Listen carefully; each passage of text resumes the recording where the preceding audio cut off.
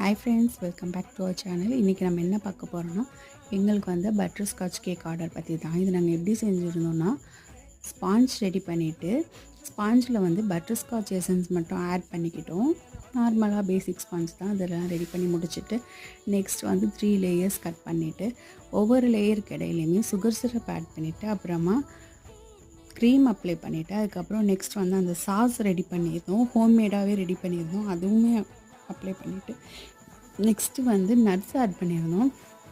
Nuts add பண்ணிவிட்டு அதுக்கப்புறம் மறுபடியும் இன்னொரு லேயர் கொடுத்துட்டு அதுலேயும் இதே ஃபாலோ பண்ணிவிட்டு அப்புறமா 3rd லேயருக்கும் இதே ஃபாலோ பண்ணிவிட்டு கொஞ்சம் நேரம் கூல் பண்ண விட்டோம். ஒரு 15 மினிட்ஸ் ஃப்ரீஸ் பண்ணியிருந்தோம்.